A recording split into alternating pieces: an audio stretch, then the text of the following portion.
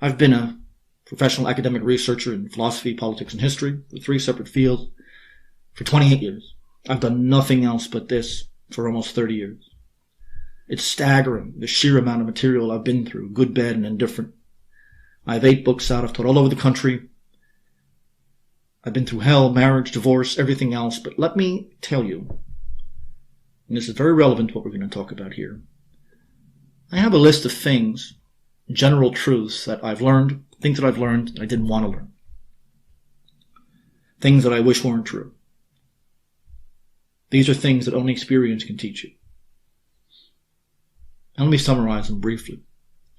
Number 1, almost all historical knowledge that the average educated American has is sheer fantasy. And they have no way of correcting that, really. Number 2, truth is almost never a concern for people when it comes to making general decisions, especially about who they are, their identity, their mission, what they're going to support and not. Number 3, freedom is a meaningless abstraction. The term freedom abstractly is something that people love, but the minute you say that you are then responsible for what you do with that freedom, they hate it. They want to be empowered, but they forget that power is in fact an awful burden. Number 4, humans are not rational, and therefore they're not free. Rationality is hard.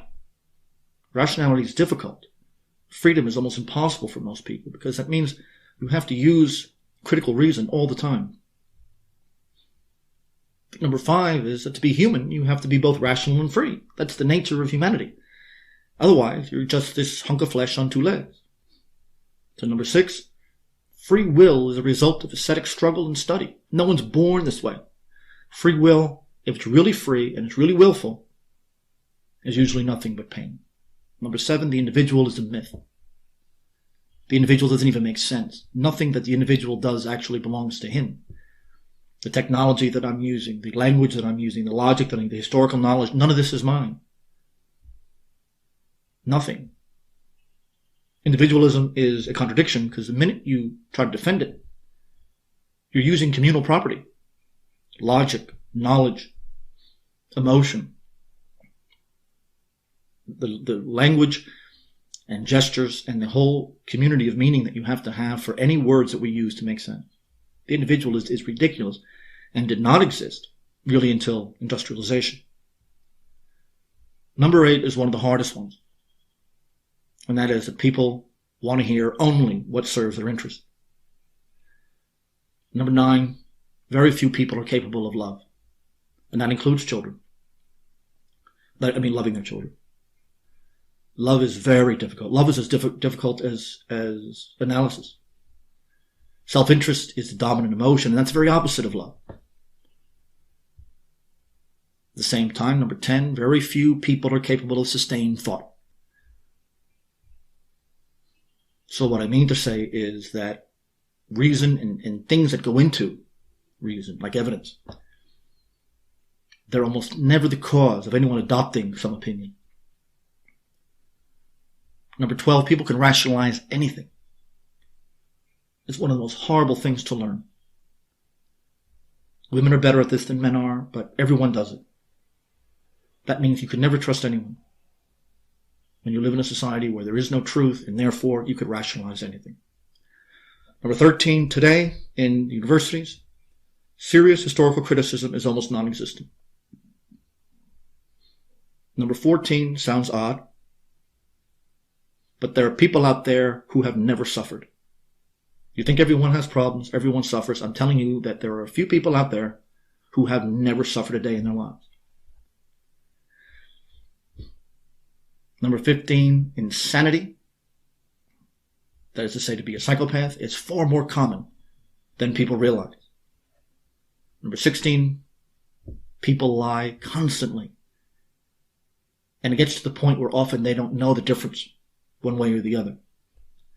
And finally, most arguments come down to disagreements over the meaning of terms. So even if you assume that someone knows how to think rationally, which is only a handful of people, and it's very hard to do, the terms that we use, Today's English bears very little resemblance to the English even just a century ago. Words have radically changed their meanings, both in terms of what they connote and what they denote. That group of 17 things is the result of a lot of pain and a lot of suffering. I didn't know any of this when I first went to college.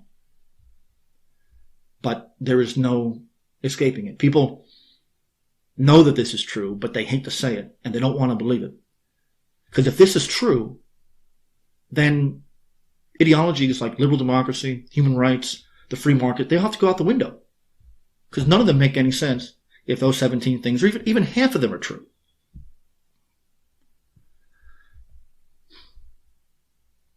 We assume, these ideologies assume that the average person, say the average educated person, be nice about it, can identify their self-interest.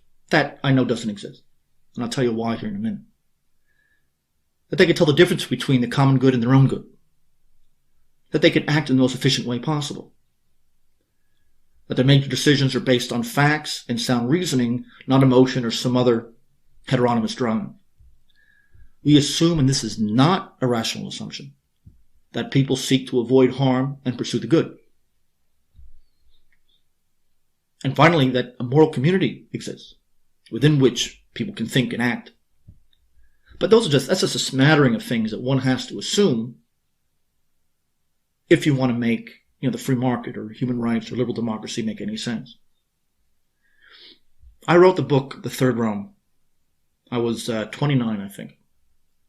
I had a young family. And the book was angry. So those of you who've read it, there's a lot of it that I would retract today. Not the general thrust, of course, but I was angry. And I was angry because I was just learning these things. For decades, I've slaved over difficult texts and translation. I've built arguments in the most painstaking fashion, only to leave the academy and to learn that evidence and logic are of no interest to people. Or it only works if they're rationalizing something. The anger that I felt, the anger that I continue to feel in my writing, and it's certainly there, comes from this fact.